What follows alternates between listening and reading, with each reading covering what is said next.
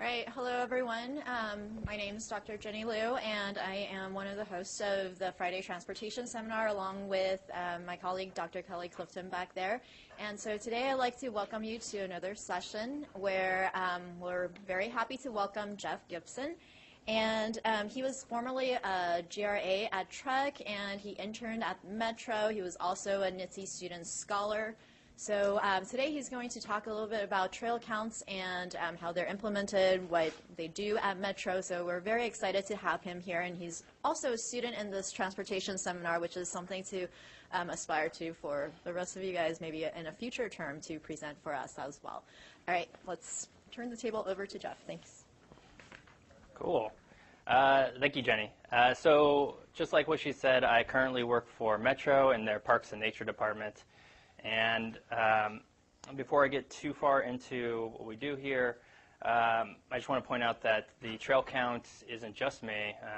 And this presentation, if any of you were at the Oregon Active Transportation Summit, you might have seen a similar presentation. But it's largely conducted by myself, Mel Huey, and Robert Spurlock at Metro. And then Mike Sellinger at Alta Planning, he did our 2014 and 2015 extrapolation factors, which I'll get to in a little bit. So, yeah.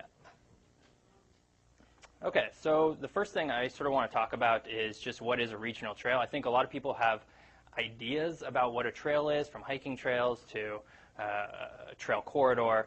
And most of you probably think of it as something that looks like this. This is the Springwater Corridor, probably the most famous trail, or now infamous trail because of some policy last year. So that's probably what most people think of. This is also I-205 trail. This is actually where the I-205 trail and the Springwater Corridor meet. It's a little more urban, not quite out in nature. Here's another one. This is the Marine Drive Trail. That is the Columbia River there on the left. Right up here, beyond this like grassy berm, is actually a major sort of road, more like a highway that carries a lot of freight. So you can imagine why they wanted to get pedestrians and bicyclists off that road. East Bank Esplanade, another really famous trail, actually is a trail. Most people probably don't really think of it as a trail, but if you've never been on it, actually get down there because it's really cool. It actually floats on the river. And so now we start getting into trails that don't really look like trails. So you can see here, this looks more like a sidewalk right next to a road that's 40 miles per hour. This is the Rosemont Trail. But it actually acts as a bicycle and pedestrian pathway. Similar situation. This is a continuation of the Marine Drive Trail. This is in an industrial warehousing area, 35 miles per hour, parking, but still acts as a pathway for pedestrians and bicyclists, which is a key indicator. You'll see a theme in what a trail is, and that it's a pathway for cyclists and pedestrians at the same time. This is the Trolley Trail. Again, this is actually a newly built right next to the road. Small separation, but still a meaningful separation. This actual road used to be very dangerous for cyclists, and so this is sort of how they reconciled the safety issues. And finally, the Trolley Trail again, and I really like this because it has a house, it has a transit stop, and then it has the trail. Three things that you don't normally see together. So this is actually kind of rare. So with that in mind, this is our current trail map. Actually, it's 2014. We're about to update it. But it's about 350 miles worth of trails. And I like to show this map because, actually, for those of you who are in this class, a few weeks ago there was a planner here from Delft, Netherlands. And I really like to bring up this comparison between our trail system and what they have over in the Netherlands are something called a bicycle highway or bike highway. And these are really great sort of roads and routes that connect their region for bikes to get from point A to point B. We don't have anything like that. The closest we have are trails, regional trails. And so essentially what they're designed to do is get people from, if you're up here, sort of near the airport on I-205, and you need to get into, Selwood area, you can ride a trail all the way down. It acts as a regional corridor for transportation. Of course, trails are also for pedestrians. That's a big part of why we build trails, is to act as a means of transportation and recreation for bicyclists and pedestrians, and that's sort of where it differs. You can also see that there's a lot of misconnections. So this is the Sullivan Gulch Trail, which isn't yet built. Even on the Springwater Corridor down here, it's not connected yet. It's planned to be connected. So there's a lot of issues where the trail sort of ends, the bicyclist or the pedestrian has to get onto a normal sidewalk, or even more unfortunately for cyclists, usually just the street. In the early 1990s, just to point out, they created a master trail plan and planned out about 1,200 miles of trails. So we're about at a quarter of that. And you can see a lot of all of that is up in this area, the west side, where there's a lot of proposed trails and not a lot of plans for trails yet. So we here at Metro, we do a lot with trails.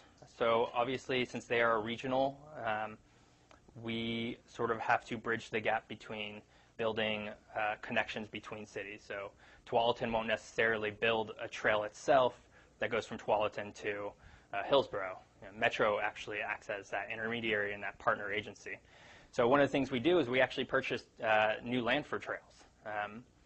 One of the things I like to point out is that the land underneath the Springwater Corridor, that on the Willamette, so right there in inner southeast, the land underneath the trail is actually belonged by Metro.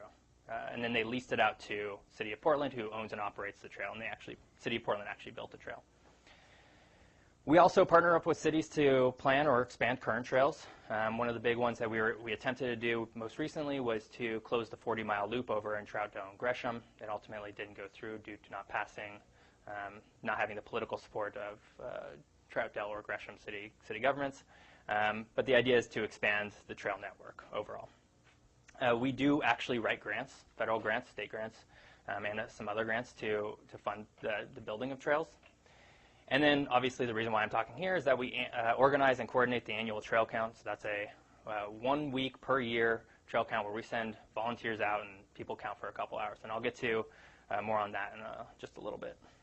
So how did it all start? I'll point out that I don't know who this gentleman is. This slide was not put together by me personally. So we can just ignore him and focus on the Intertwine logo there. So our network of trails is called the Intertwine. It's an official branded name. Not to be confused with the Intertwine Alliance, which is a nonprofit that originally started off sort of doing this trail network, but they have since grown beyond doing more holistic nature and interagency operation type stuff. So we started counting in 2008 as a partnership between Metro and Alta Planning. Simply, we just wanted to see who was using the trail and how they were using it. Back in 2008, nobody really knew where this data was going to go. Nobody knew how it was going to be used. We just knew that it needed to be collected. At that point, before that, it was a complete anomaly of who was using the trails, aside from maybe some sporadic permanent counters that cities would put up.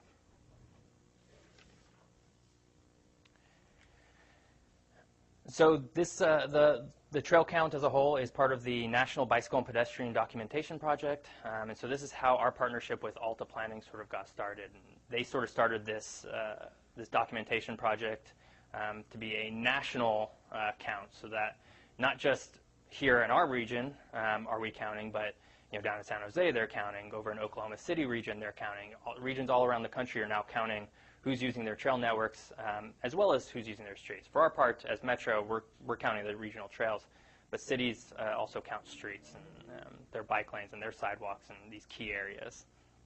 And if you want to learn more about the National Bike and Pedestrian Documentation Project, or if you're going, if you're eventually going to go back someplace and you want to start up a count program or want to, get people involved in counting, this is a really great resource to really get that process started. They've done a lot of really great work, and that's the reason why we use them.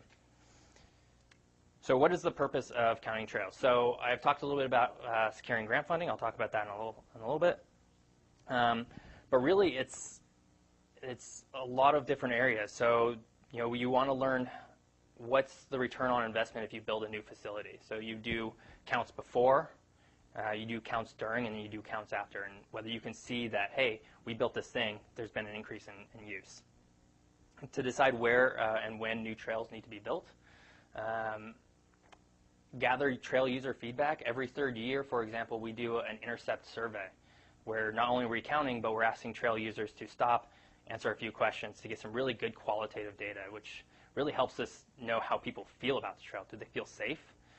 Do they like it? Is it aesthetically pleasing? Does it get them to where they want to go?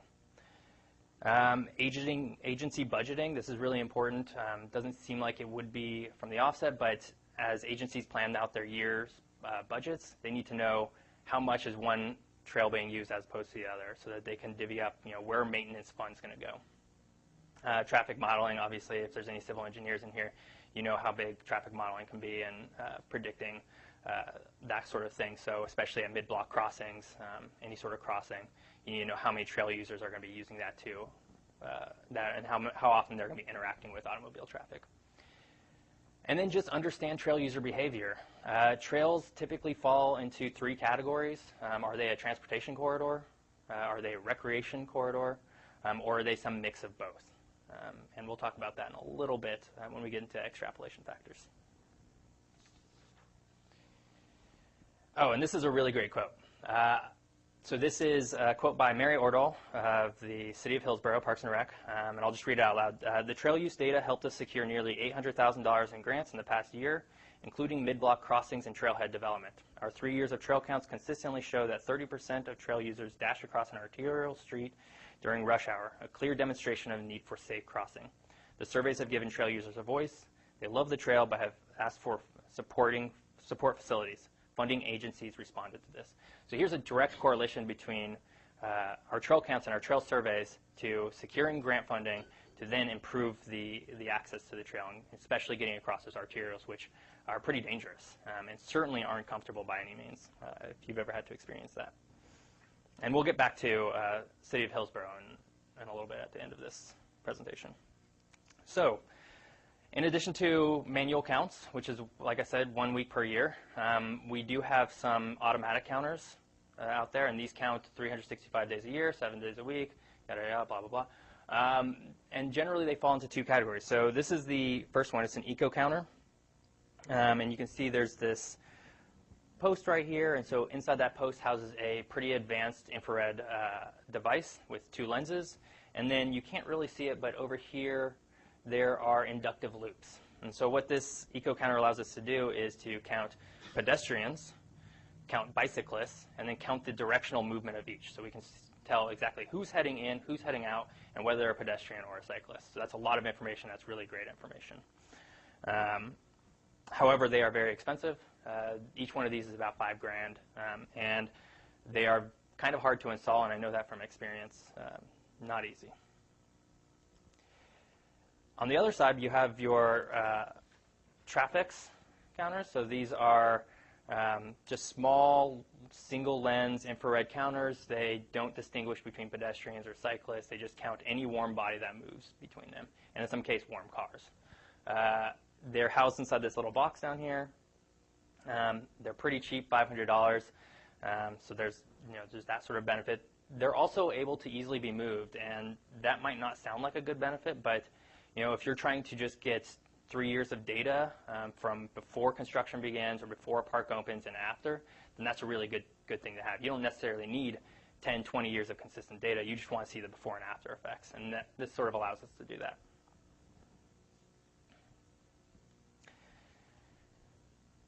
So, like I said, the count started in 2008, and just to show some improvements of how we've evolved since then, we originally started with just 40 sites and 6 partner agencies being City of Gresham, City of Hillsborough, Tualatin Hills Parks and Recreation District, those kinds of things.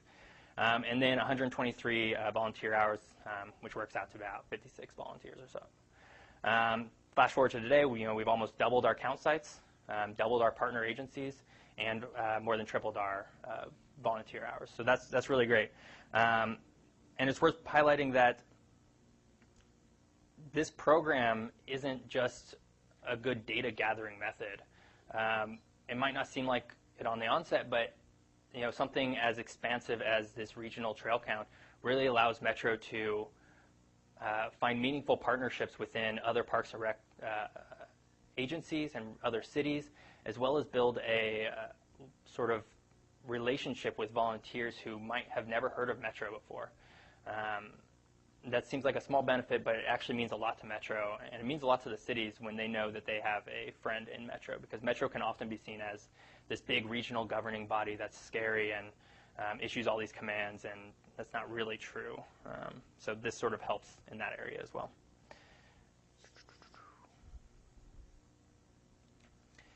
So some further improvements since 2008. As you can see on the left here, we have, this is our count form from 2008.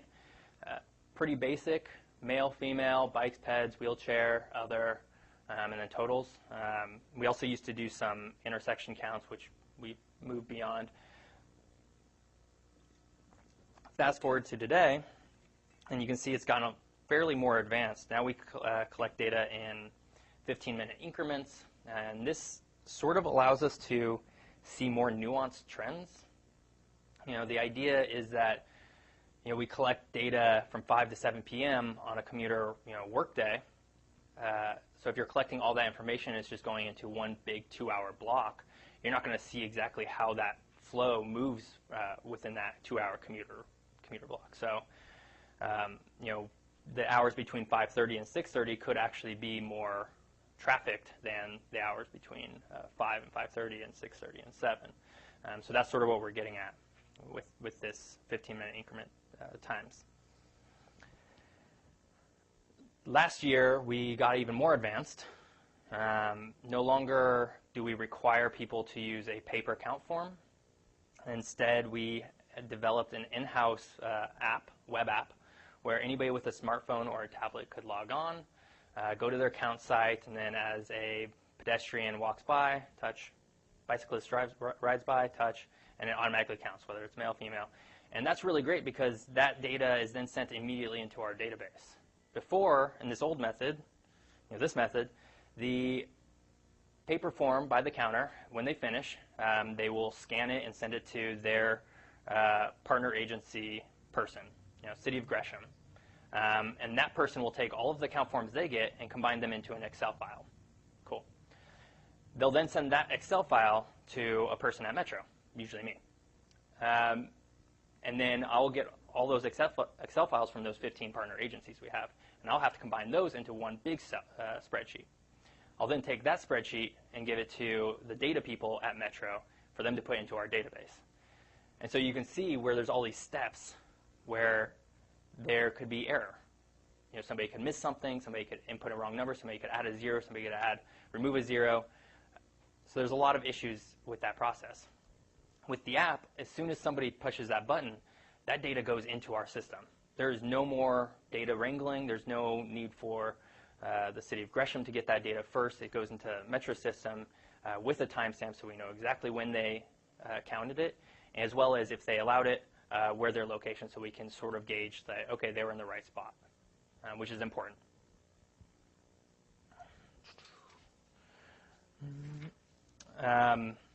And then finally, you get to sort of the end result and how we're improving here. Like I said, originally this data just sort of existed on a big master Excel sheet. Sort of every single year. I don't know if you guys can see this, but this is like 2008, 2009, 2010, 2000, et cetera. We still have that. That's still definitely a thing. But last year we debuted a trail count map. And anybody can access it right now. If you just go to oregonmetro.gov/trail counts, you can see this map, and you can click on these individual bubbles. Bubbles correspond with how many counts there were, and see the breakdown of how this data is by weekday, by weekend. If you scroll down, you'd see by bicycle, by pedestrian, by male, by female. So it's a really cool way to sort of visualize the data. That was last year, and this is a beta. Heading into next year, we're planning on sort of growing this exponentially into a tool where, let's say you're really interested in the Springwater Corridor. That's your trail. You're friends of Springwater Corridor. You have a vested interest in seeing it expand.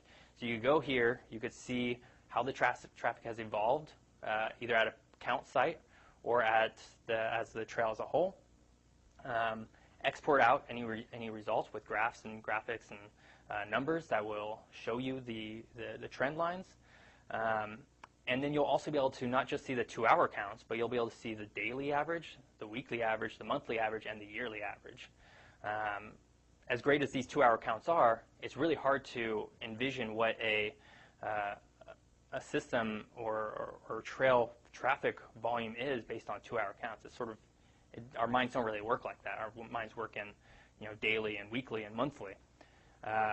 So that's coming up within the next few months, hopefully at the very latest by later this year. But it sort of shows where we're heading. And again, anybody can go and see the current version now, but it will get a lot better.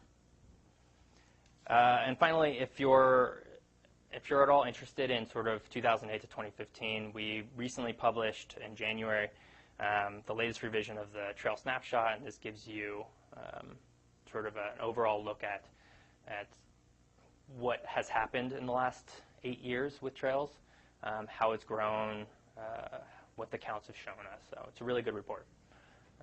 Okay. So, estimating annual trail use. This is sort of the meat of this presentation. Though I promise, if anybody here is afraid of math, I'm not really going to get into the math part because I don't really know it that well. But I can explain what it is. So, Metro has about 70 traffics, infrared counters located on the intertwine. Like I mentioned earlier, these count 24 hours a day, 7 days a week. And then we also have a couple of those eco post counters, which we're trying to build more of. We're trying to fund more of because they collect better data. Like I said, one of the advantages of the eco counter things is that they can collect pedestrian and cyclists, whereas traffics only count everybody. So this matters when we're trying to extrapolate this data out. Our numbers essentially come out to 100,000 people are using the trail. That doesn't tell us how that breaks down, what that extrapolation breaks down to.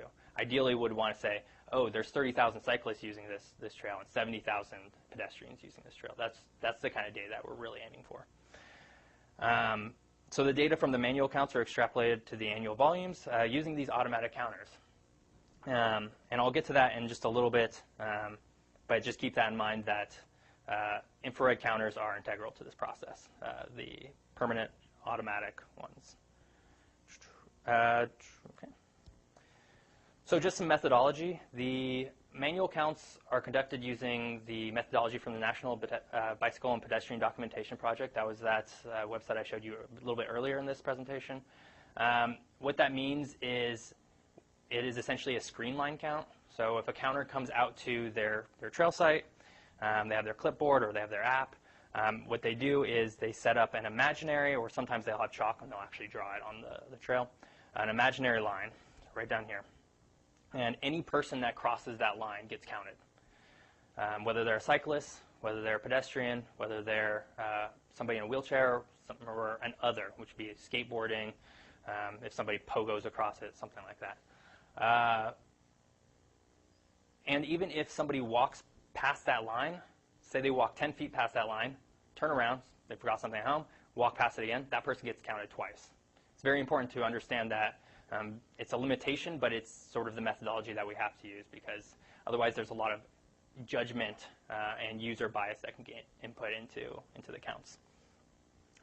So then so that's the methodology for the counts, the actual manual counts. The extrapolation factors that we've created recently were used from 14 of our traffic counters. I know I mentioned earlier that we have 70, and we do. But the thing about the counters, the automatic counters, is that they have to be a series of criteria have to be in order for them to be used. So the first one is that they have to be in a single trail spot for at least 11 months of the year, of a full year. Any breaks, then you have to start over. So any sort of tampering, any movement, that trail counter can no longer be used, unfortunately.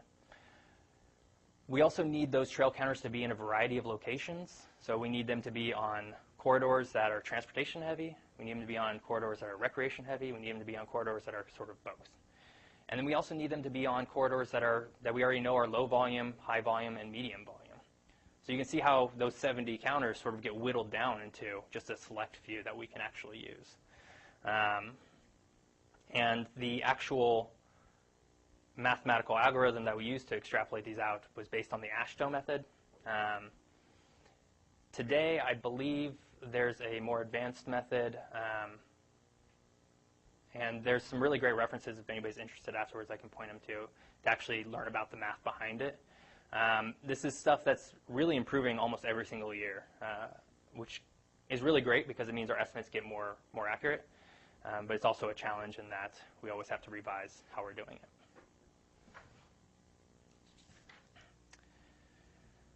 So to explain the extrapolation factors a little bit, and again, I'm not going to get too much into the math.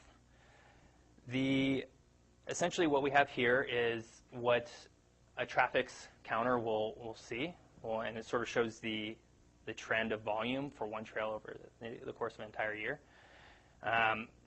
Basically, annual averages is, to sort of get that time is, so we have our trail counts in the middle of September, and so those will be usually the second week of September. And using those dates, we can compare what other similar trails that we do manual counts at during those times are actually getting in traffic. And so that allows us to, for an entire day. So that allows us to take those specific dates, let's say September 12th. We have our count site on Springwater Corridor. Let's say 5 miles down the road, we have an automatic counter on the Springwater Corridor.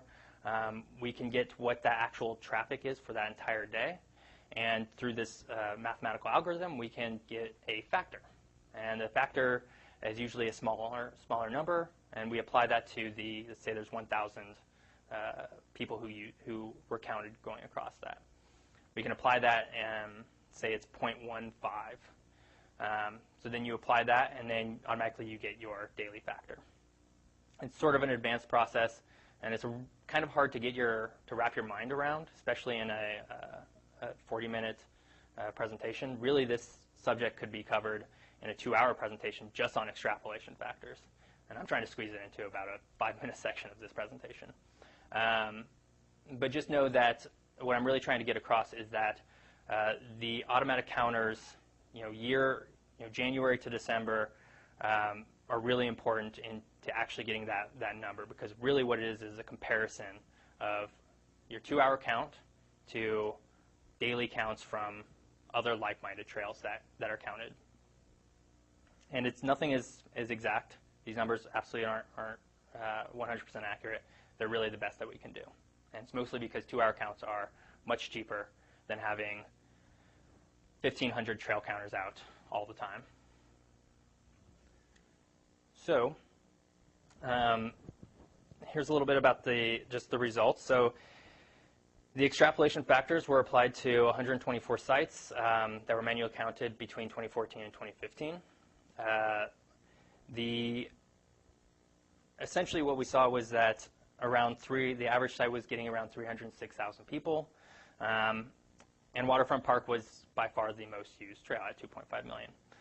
One thing I want to point out, and I'm going to get more into this a little bit, but you can see here we have our localized factors and we have our old factors. So there's a little over 5 million people for the old factors, and local factors are showing about 3.1 million. So prior to 2014, we were using factors that were produced by the National Bicycle and Pedestrian Documentation Project. These are factors that were really created for more regionally and more nationally, that don't necessarily apply to the unique circumstances of Portland. They don't apply to our weather necessarily. They don't apply to our traffic patterns. So what we did was we created our own localized factors, and that's sort of what we're seeing here. So localized factors are showing quite a difference, and I'll get to that in just a second. Just to show the trail corridor as a whole, you can sort of see some trends breaking out. So Waterfront Park, like I said, 2.5, maybe 6 million people using it, mostly pedestrians. Probably not a big surprise. Anybody's been on the waterfront recently. While there are a lot of cyclists that use it, there's certainly a lot more pedestrians, and most people can just gauge that by eyesight. However, if you go right across the river to the East Bank Esplanade, it flips, right? Now we see far more cyclists and fewer pedestrians. And you could probably come up with your own guesses as to why. I won't necessarily get into that, but it's interesting to see the flip between the two sides of the river. Hawthorne Bridge about split even. Broadway Bridge, far more cyclists are using the Broadway Bridge than people walking. That would be an interesting case study, and I don't know specifically why. I have some hunches, but again, I'll save those for later.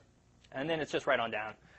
Springwater corridor, more cyclists, fewer people, fewer pedestrians. So,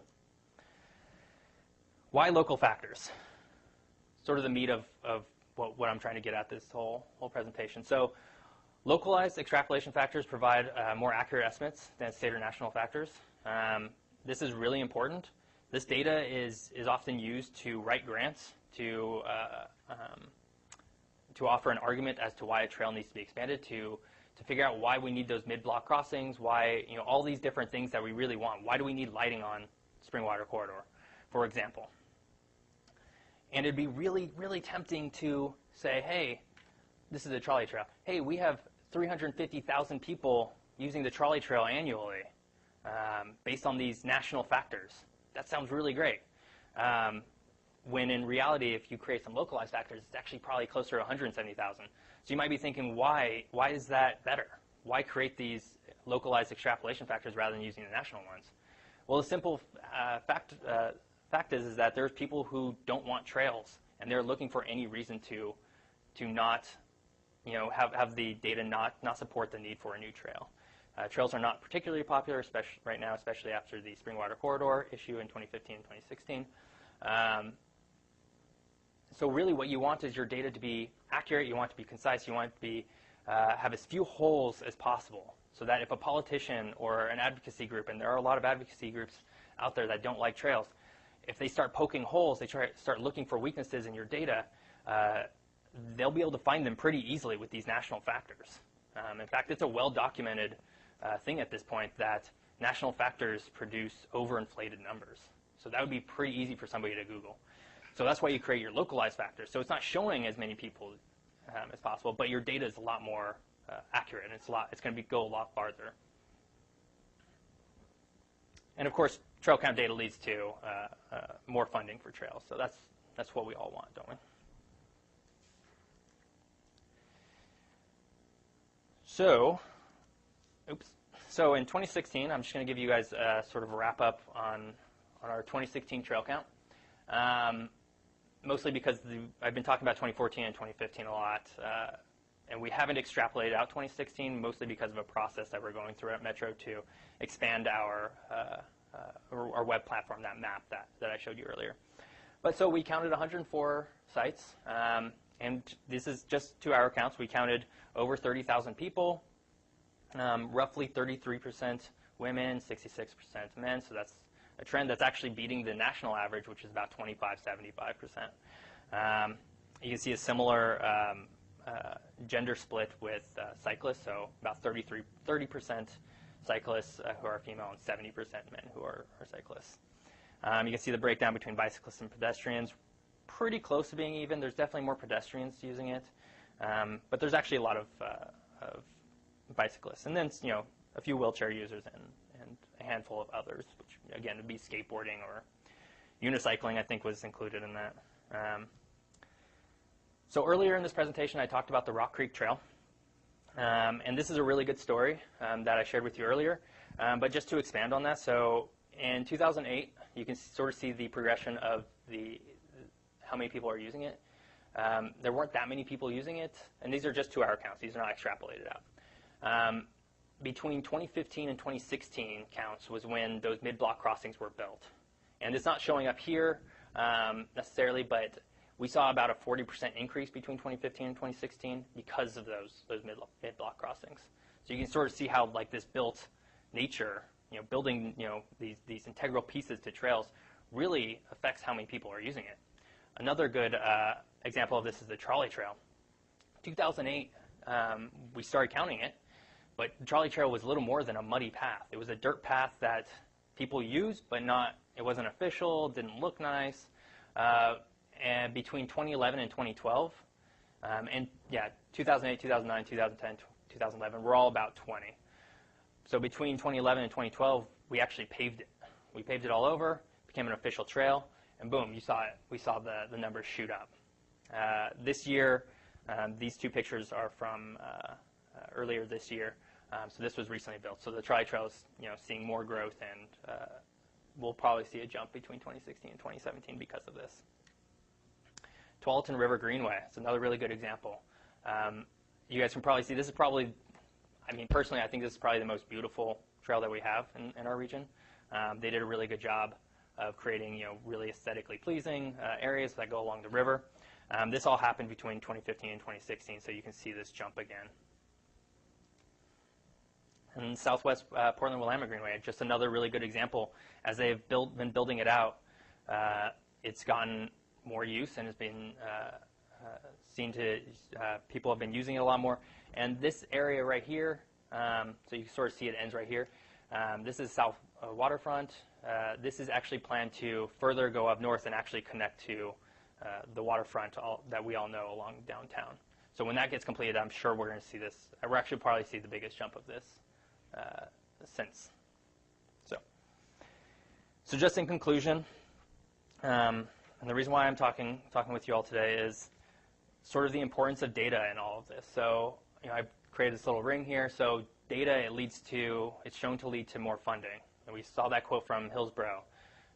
They got $800,000 to improve their trails through the use of our data that we've been collecting, which then goes to build better trails, builds those mid-block crossings, builds safety features, builds lighting, expands trails, which then we have seen more people will use after those improvements are built.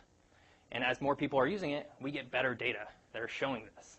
So it's this big circle that we're saying. And we've only been counting, this year is our 10th, we've only been counting for 10 years. And I have a hunch that over the next 5 years, we're going to see this data come into play a lot more in our trail network. So with that in mind, I'm just going to throw a little bit of a pitch out there. If any of you are actually interested in trails or the trail count, we do have the 2017 trail count coming up. You can see the dates here. It's from 5 to 7 p.m. on the weekday or from 9 to 11 a.m. on the weekend. If you're at all interested in counting, I guarantee you I can find you a trail near where you live or a trail that you like that you can count on. Because this data is really important to us. And if you feel like, hey, there's this trail that isn't being used or isn't getting the improvements, the maintenance that I would like it to get, the best way for you to get your opinion in there is to actually start counting who's using it so that the city and Metro know. So there's my contact information. I'd be happy to share with it afterwards. But write it down, email me. I can get you set up with whatever city or whatever trail you want to count on. With that in mind, questions?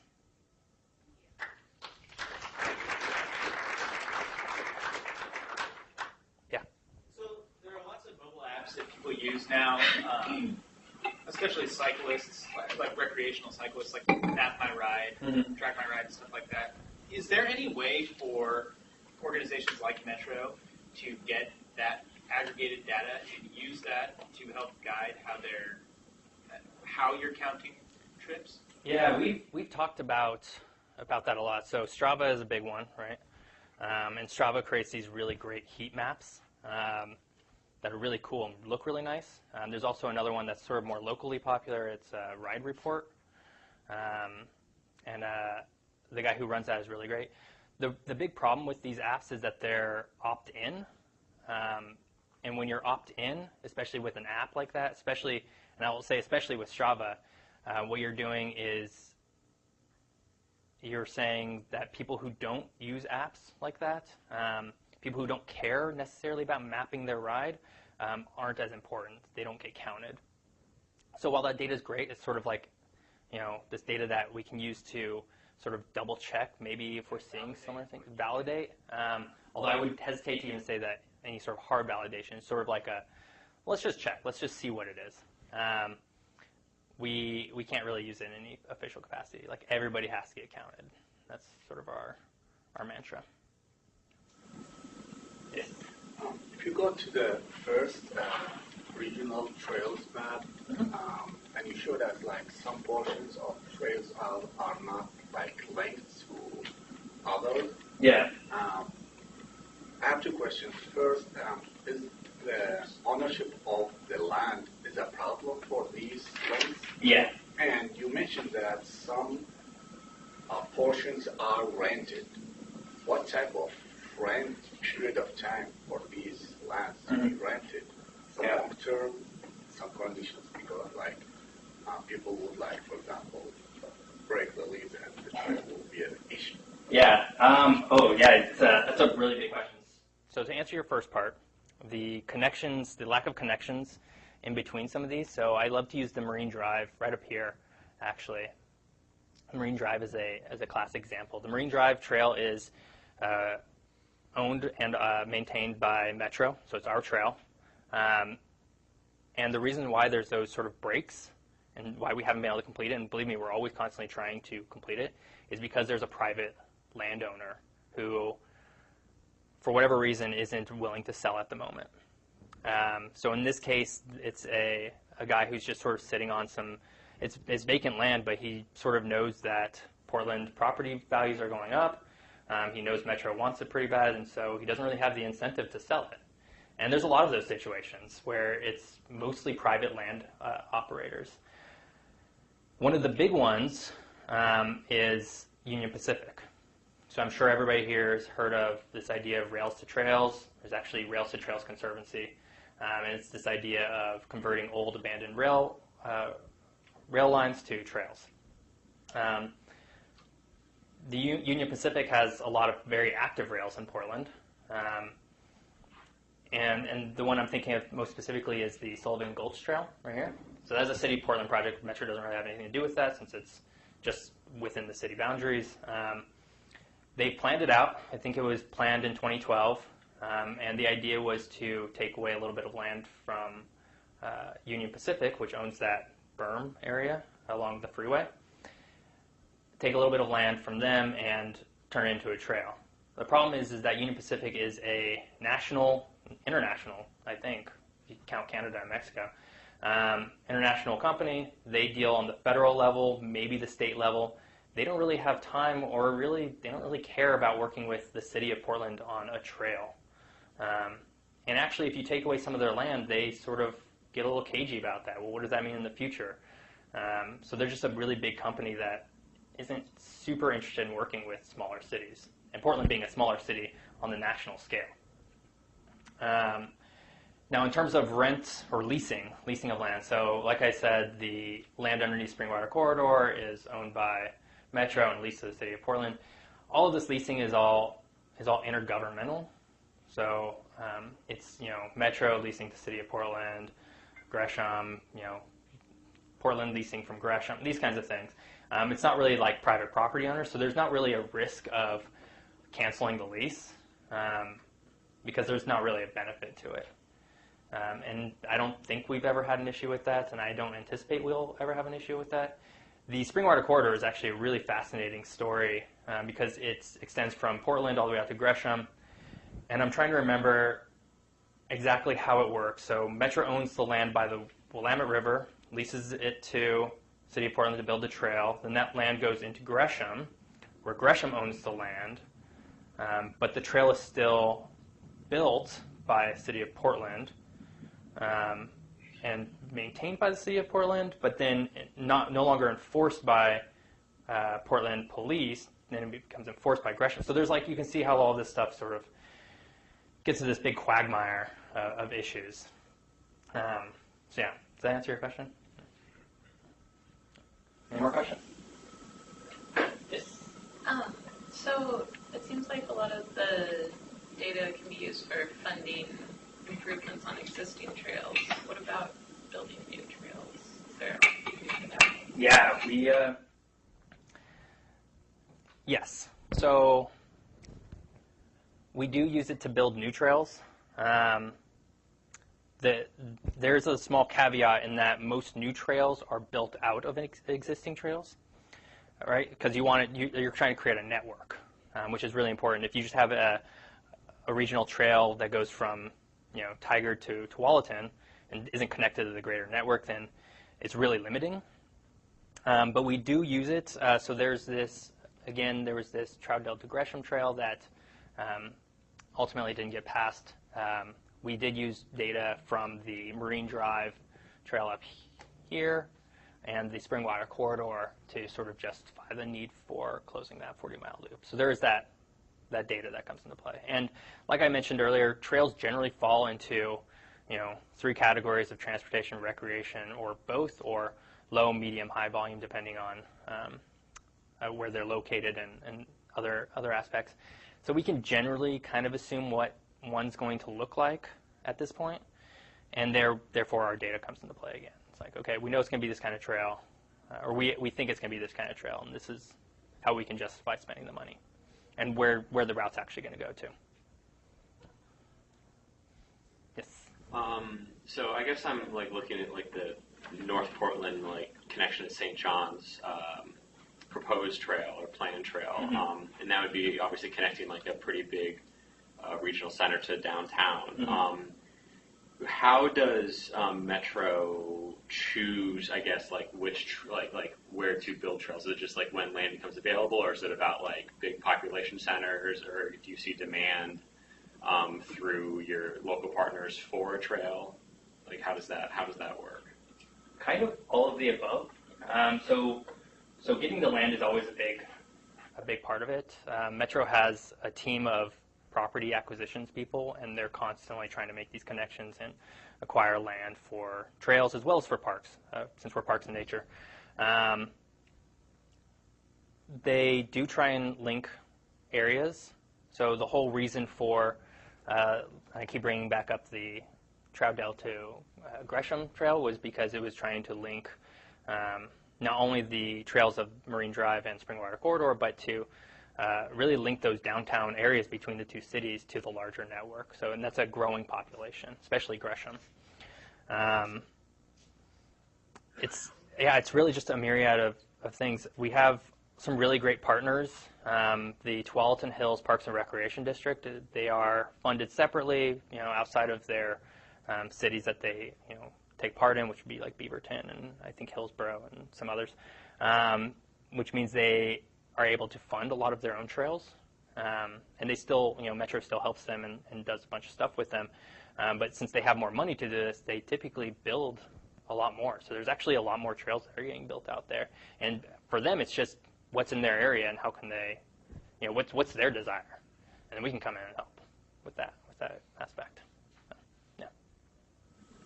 Yes. So you had mentioned how the data are utilized to represent similar trails because of the limitations. So I'm just wondering what type of attributes or characteristics are utilized to make those representations. Yeah, you talking me like whether it's a transportation recreation trail? Or... Yeah, and whether it's within a similar distance or if it's a similar type, if actual conditions of the trail go into it. Yeah, so conditions of the trail doesn't really, because it's really hard, because trails have been built over the last, when was the last, like the first really major trail that was built was the Springwater Corridor, and I believe that was in the mid-'80s. That was what we would consider today a modern trail. So the conditions of the trail vary so much. I showed you, I'll just keep going. I showed you sort of those 4 trails at the end and how they look very different. And one of them in particular was, was the Tualatin River Greenway. So trying to use this to determine sort of the attributes of another trail based on what this one looks like is pretty hard, because most trails don't look like this. Most trails don't look like this, actually. Most trails don't look like this. So you can see how that's different. But if you're thinking about like recreation, whether it's more recreation-oriented or whether it's more transportation-oriented, a lot of that just falls into the data. Are we seeing that there's a surge in how many people are using it during those peak hours between 5 to 7 p.m. on a weekday? That's going to show that it's more of a commuter transportation corridor. Are we seeing more people using it on a weekday or weekend day from 9 a.m. to 11 a.m.? That's generally going to be more of a recreation trail. And then if it's somewhere, if it's about equal with both, then it sort of falls in that middle area. And so through that and through our automatic counters, which are constantly collecting this data, and the automatic counters have really great like peaks, really good spikes for morning commute and evening commutes, or if it's sort of like a more rounded, then it's more recreation. We can compare based on like trails and say, okay, that's how we're sort of determining this. There's some math that can go into this to help you figure it out. That's a little more nuanced, and I won't get into it here. Yeah. Any more questions? I have a question from online. Mm-hmm. One one of the viewers was wondering how the trail count data or changes in the trail count data might be used to account for populations that might not already be using the trails a lot right now, not proportional to their population representation. That's a good question. We've been asked more recently, but over the years, a lot of questions about how equity is included in this, and not only racial equity, but gender equity and really determining gender. So to get at the question with racial equity, we do count. So we don't count people's race for the normal counts, mostly because it's too hard. It's too hard to send out 100 volunteers, these are unpaid staff, with very minimal training, and ask them as they see a cyclist or a person walk by to make a determination of their cultural or ethnic background. There's too much room for error and too much room for judgment. Where we do collect that data is in our surveys every third year. And so there we can start seeing trends of, okay, yes, there are more people of Hispanic origin using this trail, which then does go into effect when we actually plan new trails specifically in that area. So if there's a lot of people using the trail out in Gresham, and actually there was, I think out towards Hillsborough area, there was a new trail that's being planned. I'm a little foggy on where it is specifically, but there was seen to be a more of a Hispanic use of the trail and the parks in the area. And so that directly influenced the community engagement to put more of an emphasis on doing that community outreach to those groups. Now when it comes to gender, and this is a big one that the question didn't really ask this, but I want to address it anyways.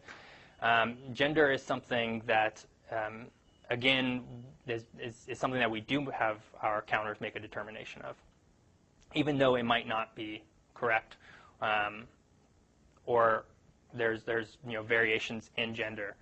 And it's mostly because the loss of that data hurts more than the counters just collecting it. So if we were to have our counters not collect any gender at all, and just say whether it's bicyclists or pedestrians, we would potentially miss out on, what trails are being used by women more, which is something that we always want, and why are those trails being used by women more? Because those trails are serving as an example for what we can do with our other trails. So while it might not be correct, and we're always trying to figure out ways to get around that and make it better and more equity focused, the loss of that data would really hurt. Another question from online is, you mentioned that Hillsborough or another jurisdiction use the trail count data to kind of get funding for its trails. Could you elaborate a little bit more on what your understanding is of how they're using the trail count data to get more funding? Yeah, so for Hillsborough specifically, or just partners in general? Okay, yeah, so the data is really important for primarily grants. So there's a lot of federal grants out there, which I believe still exist, to expand on trails and trail networks. And increasingly, the federal government is asking for who's using the trail and how many people are using it, because they want to justify spending $100,000, $1 million on this trail network. So that data that Mary Ordolf specifically was talking about at Hillsborough, that was used for a grant, and that's how it's all being used. Is as the government's asking, okay, what are the estimated populations that are using it, and how many people are using it? They now have the data to say, oh, we know, we have this data, at least to some sort of extent, extrapolated out with the localized factors. Previously, they probably didn't have that data. They might have known that 2 years in advance they were going to want to fill out a grant for something. They would have had to buy some counters, some automatic counters, put them in, wait a couple years, and apply for it. But with this count program, obviously, it's just continuous and ever growing. Yes. I think we caught something like 135 different trails or more than that, and then there were only 70 or so of the automatic small counters. Mm-hmm. So that's like almost half. Where's the priority in placing them? Is there a push to get more? Yeah. So Metro has 70. Cities have their own, and one of the projects I'm actually just starting on at Metro is talking with each of the cities, see what kind of counters they have, where they're at, how old they are, all that kind of data, so that we have a better understanding of where all these automatic counters are and how we can use and share this information. But you're right, there are more trails and certainly more trail sites that could use an automatic counter than there are counters, and there always will be. Counters are expensive. Even though they're automatic, they still require maintenance. They still require somebody to go out once every 3 months to collect the data. So they're costly, and they have building costs.